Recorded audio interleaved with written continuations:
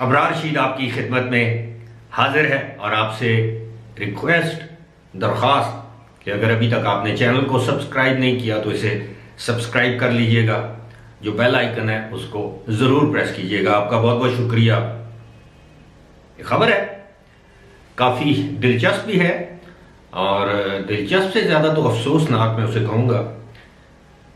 शबर जैदी जो कि एक मारूफ आप ये कह लें कि चार्टर्ड अकाउंटेंट हैं, हमारे एफबीआर के चेयरमैन भी रह चुके हैं। इमरान खान उन्हें बड़ी चाहत के साथ एफबीआर में रिफॉर्म्स के लिए लाए थे, लेकिन बाद शबर जैदी न जाने किन मसरूफियात की बिना पर या मजबूरियों के तहत या काम न कर सकने की वजह से वो एफबीआर छोड़ गए। लेकिन उन्होंने गुज़श्ता रोज़ कराची में हमदर्द यूनिवर्सिटी के एक सेमिनार से खिताब के दौरान कहा कि पाकिस्तान दिवालिया होने वाला नहीं बल्कि दिवालिया हो चुका है, यानी टेक्निकली दिवालिया हो चुका है। अगरचे इस बात की उन्होंने कुछ वजाहत भी पेश की कि उनके आधे घंटे की प्रेजेंटेशन में से सिर्फ 3 मिनट का एक पीस निकाल के उसको खबर बना दिया गया। लेकिन खबर बनती ये है, अब जाहिर है कोई भी सियासी रहनुमा या माहिर मुईशत जब वो बात करता है तो ये एज ए जर्नलिस्ट या आप ये समझ लें कि न्यूज़मैन ये हर शख्स की जिम्मेदारी होती है कि वो उसमें से सबसे बड़ी खबर निकाले। अब जाहिर है कोई सियासतदान अब 1 घंटे की तकरीर करता है किसी जलसे में, तो वो जो सबसे अहम बात होती है उसी को सुर्खी बनाया जाता है या लीड के तौर पर लगाया जाता है। अब जाहिर है शबर जैदी ने जब ये बात की कि पाकिस्तान दिवालिया होने को नहीं बल्कि हो चुका है, तो ये बहुत बड़ी खबर है और एक ऐसे जिम्मेदार शख्स की जानिब से जो कि एफबीआर का चेयरमैन रह चुका है। अब इसकी मैं तफसील में क्या जाऊं, मेरा जाती ख्याल ये है कि पाकिस्तान फिलहाल बैंकक्रप्ट नहीं हुआ, बैंकक्रप्सी की तरफ जा जरूर रहा है कि जिस तरह बड़ी बड़ी मिकदार में हमने इंतहाई कड़ी शर्तों पर कर्जे हासिल किए, खासतौर पर गुज़श्ता 3 साल के दौरान। हमारे वज़ीर आज़म तो दिन रात ये कहते हुए थकते नहीं कि माजी की हुकूमतों ने इतने कर्जे लिए। जनाब, अगर माजी की हुकूमतों ने 40,000 अरब रुपए के कर्जे लिए 30 साल में, तो आपने तो कोई तकरीबन 16-17 हजार अरब के कर्जे 3 साल में ले लिए। और आने वाले सालों में जिस तरह जितना कर्ज हमें डॉलर्स में अदा करना पड़ेगा वो तो वक्त बताएगा कि पाकिस्तान कितनी फाइनेंशियल हार्डशिप में है। खैर, मेरा एक और तजज़िया है, वो ये है कि जितनी भी आलमी ताकतें हैं वो पाकिस्तान को ऑक्सीजन पे रखना चाहती हैं। वो कभी नहीं चाहेंगी कि पाकिस्तान ऑक्सीजन से वेंटिलेटर की जानब जाए या खुदा न खास्ता वेंटिलेटर से भी आगे की जो आप समझ लें कि वो जो सतह है या वेंटिलेटर से आगे की जो मंजिल है पाकिस्तान वहां पर जाए। हमेशा पाकिस्तान पर एक दबाव रखा जाएगा। उस दबाव की वजह हमें सामने वजह साफ नजर आती है कि वो क्या है। हमारा एटमी प्रोग्राम है, हमारी दाखिली जो सूरत हाल है, और इस वक्त आप देखिए कि हमारे इर्द गिर्द जो डेवलपमेंट हो रही है, पाकिस्तान की हुकूमत को समझ में नहीं आ रही कि वो अमेरिका का साथ दे, चीन का साथ दे, रूस का साथ दे। तमाम हमारे जो इत्तेहादी थे माजी में, माजी करीब या माजी बईद में, वो एक एक करके पाकिस्तान से नाराज हैं। सऊदी अरब और यूएई जैसे ममालिक अब पाकिस्तान को आंखें दिखाते हैं, अपनी कंडीशंस पर, शराइत पर पाकिस्तानी स्टेट बैंक में पैसे रखवाते हैं, जब दिल करे मांग लेते हैं, वापस ले लेते हैं। और इस वक्त पाकिस्तान की खारजा पॉलिसी, अगर मैं सिर्फ इतना कह दूं कि फेलियर का नाम है, उसकी बहुत सी वजूहत हो सकती हैं।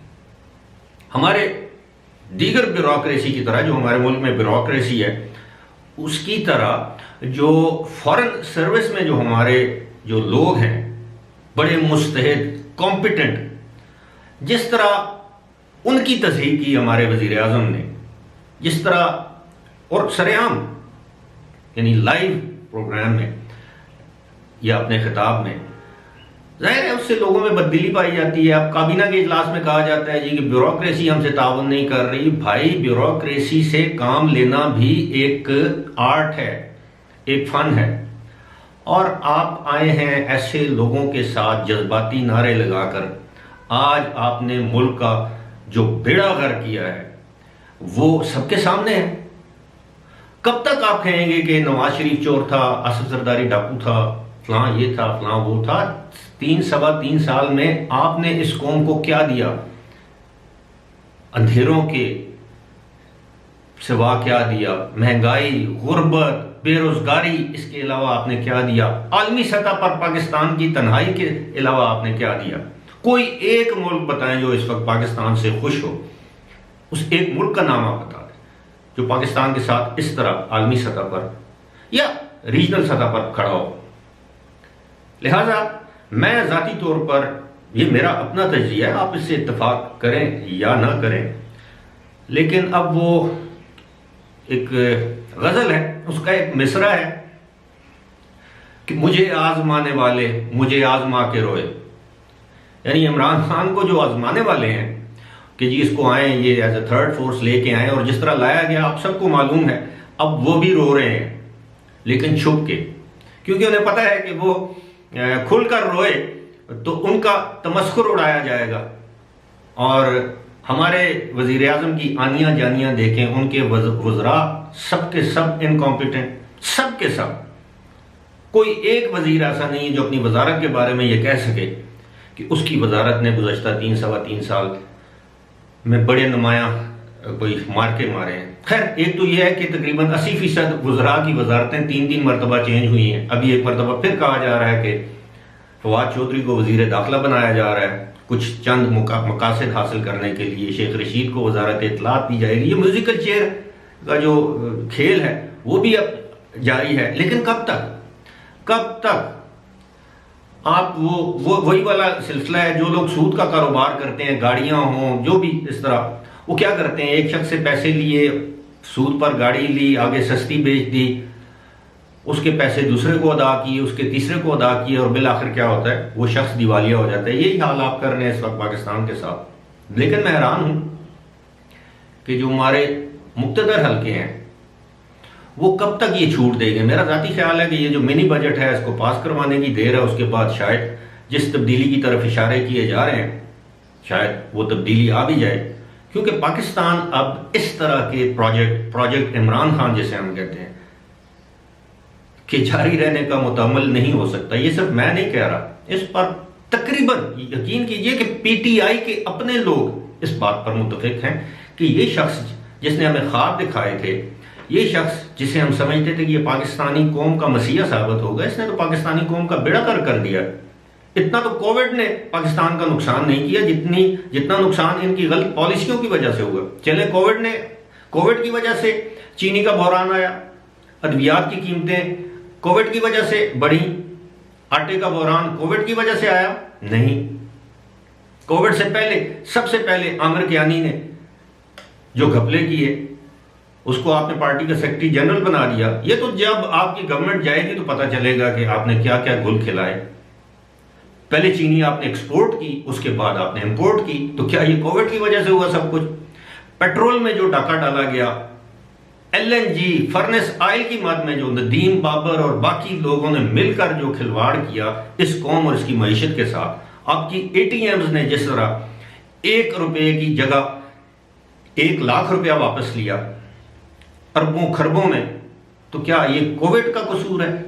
नहीं, ये हमारे वजीर आजम की इनकॉम्पिटेंस, उनकी टीम की इनकॉम्पिटेंस, और किसी हद तक वो जो आजमाने वाले आज रो रहे हैं, ये किसी हद तक नहीं, बड़ी हद तक वो भी इस जुर्म में बराबर के शरीक हैं। फिलहाल इसी के साथ मुझे दीजिए इजाजत।